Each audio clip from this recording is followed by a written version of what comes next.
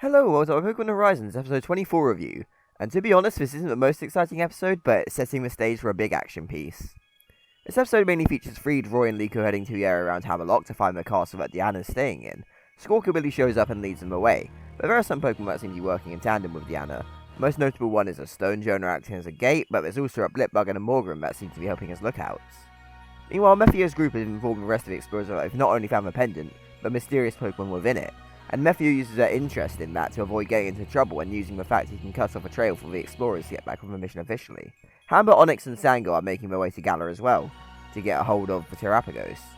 I think this is my favourite moment of the episode, seeing how kind of cutthroat the explorers were and adding that bit of edge to Mephio. He's willing to sabotage the mission for the rest of the explorers for his own personal glory. We get the group uniting with Diana, and she's made one of her bases in a castle full of wild Pokemon. They can live there, but if they want, they can leave.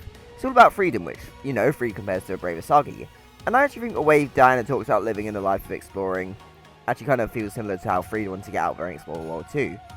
So Diana makes the connection between the mysterious Pokemon being Terapagos, as she had Lucius's notes, but she says the recorded form was different, and that Terapagos did travel with Lucius. Over dinner, Diana reveals that she had found the pendant and Lucius's notes in their attic as a child, and she wanted to find out if it was true, which prompted her to go on a life of journeying, which didn't actually reveal anything, but made her an explorer. It turns out that Hamber was actually Diana's friend and had approached her, making her realise that they are a part of a shady group, and that's what led to the hiring of the Rising Volt Tacklers, as Liko had the pendant at that point. Rory also reveals the ancient Pokeball to Diana that had Rayquaza in it. The mentioning of Rakua comes up, which Diana lets us know is what Lucy's Paradises was. She goes to get the memoirs and she split from the rest of her group, and that's when the Mephio's group attacks, which is where the episode ends. So yeah, from an action standpoint, it isn't most exciting as I said, but it's still a really good episode that sets the stage for the action that Horizon is so good at doing. Obviously the big bit is that we meet Diana finally. She's had a big reach felt across the series, and having her finally come face to face with Liko is a great moment. I actually dig how similar she is to Freed. She even says he's got a good face, as he's getting excited over mysteries of Pokemon World coming to light. I'm really interested to see what Hamber's story is and how it intersects with Diana too.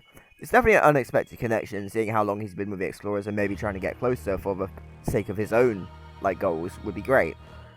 I think this has also solidified the connection between Liko's family and Lucius. I don't feel like Diana's parents would just have the pendant and Lucius's memoirs for nothing.